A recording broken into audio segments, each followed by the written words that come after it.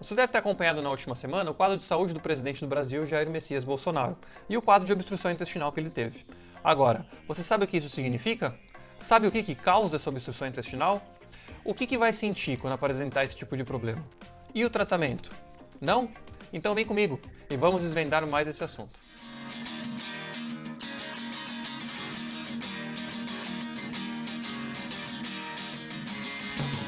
Olá, para você que é novo no canal, meu nome é Vinícius, eu sou médico, cirurgião geral e cirurgião oncológico, e hoje o assunto é obstrução intestinal.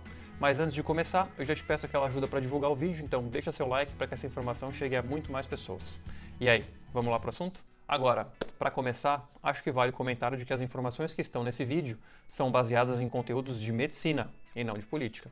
Ou seja, aqui eu não vou tratar da atuação do político em si, mas da condição de saúde que ele tem nesse momento. Primeiro, uma passagem rápida sobre a anatomia. Depois que o indivíduo faz a deglutição do alimento, o alimento passa por um tubo, com o nome de esôfago, e chega no estômago, onde ele inicia a digestão. Depois do estômago, ele passa para o intestino fino, onde continua a digestão e vai ser absorvido grande parte dos nutrientes desse alimento digerido. Por fim, ele chega na parte final do intestino, que é o intestino grosso, e é aí que grande parte da quantidade de água desse alimento vai ser absorvido, dando às fezes aquela consistência mais endurecida. E por fim, as fezes vão sair pelo canal anal. O assunto do vídeo de hoje está concentrado nas partes intestino fino e intestino grosso, já que o presidente do Brasil, Bolsonaro, sofreu nessa última semana de uma condição com o nome de obstrução intestinal. O que é a obstrução intestinal? Ela é a incapacidade do intestino promover o alimento no sentido normal, da boca até o canal anal, através dos movimentos intestinais que nós chamamos de peristaltismo. Essa obstrução pode acontecer por dois grandes grupos, ou uma obstrução funcional, onde ocorre uma deficiência na motilidade do intestino, quer dizer, o intestino fica parado, ou na obstrução mecânica, quando ocorre uma barreira no intestino que impede a progressão do alimento, seja uma obstrução parcial, seja uma obstrução total.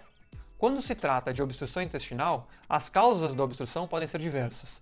Essas causas podem ser causas benignas ou, em alguns casos em que envolve câncer, causas malignas. Dentre as causas estão aderências, ou também chamadas de bridas intestinais. Elas estão entre as causas mais comuns de obstrução intestinal, e ela acontece principalmente em indivíduos que já passaram por cirurgia abdominal prévia. Quando ocorre a abertura da parede abdominal, esse procedimento gera como se fosse um trauma, e esse trauma resulta numa reação inflamatória.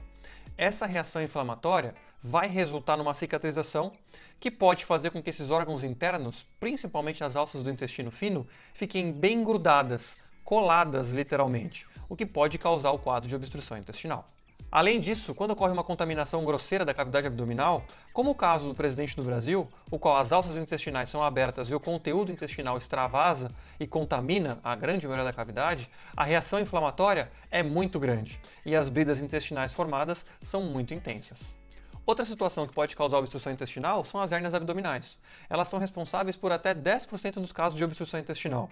O que acontece é que as alças intestinais podem passar pelo buraco da hérnia e o fluxo da alça intestinal pode ser interrompido, o que causa obstrução.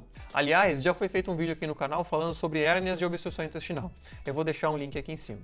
Condições como apendicite, abscessos intraabdominais ou até mesmo doenças que inflamam o intestino, como a famosa doença de Crohn ou até mesmo a retocolite, elas podem causar a inflamação das alças intestinais e, consequentemente, literalmente a paralisação das alças, e elas só voltam ao normal depois desse problema de base ser resolvido. Casos de câncer de intestino, principalmente do intestino grosso, são responsáveis por até 20% dos casos de obstrução intestinal. O câncer vai crescendo para dentro da luz do intestino, com isso impedindo o fluxo fecal até que literalmente ele fecha totalmente o intestino, causando obstrução intestinal. Outros cânceres que não de intestino também são responsáveis pela obstrução intestinal, principalmente quando esses cânceres crescem longe da área inicial que eles apareceram, como por exemplo o câncer de ovário, o câncer de apêndice, até mesmo o câncer de bexiga, dentre outros. Nesse momento eu acho interessante te falar quais são os sintomas e quais são as consequências de se ter uma obstrução intestinal. Mas antes, eu sei que eu devo te lembrar que se você ainda não é inscrito no canal, se inscreve e ativa o sininho de notificação. Assim, toda quinta-feira às 19 horas você vai receber os vídeos novos que saírem. Continuando, quais são os sintomas da obstrução intestinal? O conteúdo intestinal, ele não pode ficar parado. Ou ele segue o caminho natural, que é o caminho da boca até o canal anal, ou, como um mecanismo de defesa, ele faz o caminho reverso, de baixo para cima, causando náuseas e vômitos. Dependendo da altura da obstrução intestinal, os vômitos podem ser mais esverdeados ou podem ter até fezes, os chamados vômitos fecaloides. Além disso, a obstrução intestinal pode causar uma distensão das alças intestinais, o que pode causar uma dor muito intensa em cólica, além do aumento do volume abdominal. Por fim, devido à ausência de passagem do conteúdo intestinal, o indivíduo acaba parando com a ação de liberar fezes e até gases. Resumindo, esse paciente com obstrução intestinal vai sentir quadros de náusea, vômitos, distensão abdominal, muita dor e parada de eliminação de gases e fezes. As consequências do quadro de obstrução intestinal são causadas devido a uma cascata de eventos, onde, se não interrompido o quadro de obstrução intestinal, pode resultar em consequências muito graves, inclusive com risco de morte. Devido à obstrução intestinal, a alça do intestino pode entrar em sofrimento, e desse sofrimento pode resultar um rompimento dessa alça do intestino. Esse rompimento vai liberar fezes pela cavidade, o que pode ocasionar uma infecção nesse indivíduo generalizada. Além disso, os quadros de vômitos constantes podem resultar em perdas de componentes muito importantes para o corpo, sem falar da água. Esse indivíduo acaba entrando num quadro de desidratação grave, causando um colapso circulatório. Nesse momento, os rins podem sofrer devido à ausência de água, causando uma insuficiência renal, com um risco inclusive de perda permanente dos rins. Também por conta da distensão das alças intestinais, o volume abdominal fica muito grande, o que pode levar a uma situação que nós chamamos de síndrome compartimental, onde órgãos como o rim e até mesmo os intestinos têm dificuldade em receber sangue. Além disso, esse volume aumentado diminui o movimento de respiração, o que pode causar uma insuficiência respiratória no indivíduo. Enfim, acho que deu para entender, né, o porquê da obstrução intestinal ser algo tão grave e que deve ser manejado o mais rápido possível para que esse tipo de situação não aconteça, né? Falando em manejo, como se trata mesmo esse problema? Vamos falar sobre isso agora. Agora, tu chegou até aqui, percebeu o quanto é importante esse tipo de informação chegar para o máximo de pessoas possíveis, né? Então, se você ainda não deixou o seu like, deixa o seu like para ajudar a disseminar para mais pessoas essa informação. Vamos falar do tratamento então. Notícia boa no meio de toda essa tragédia. A grande maioria dos quadros de obstrução intestinal se resolvem através de tratamento clínico, ou seja, não vai precisar de tratamento cirúrgico. Isso mesmo. Os casos de bridas intestinais, lembrando que bridas são em torno de 60% dos quadros de obstrução intestinal, o tratamento clínico é muito efetivo. Ele se baseia em passar uma sonda pelo nariz, a chamada sonda nasogástrica, que tem por objetivo esvaziar o estômago e impedir que continue ocorrendo os quadros de náuseas e vômitos. Além disso, tem que haver a hidratação do paciente, já que ele perdeu muito líquido e eletrólito nesses quadros de náuseas e vômitos pela obstrução, e essa hidratação se dá através de soro na veia.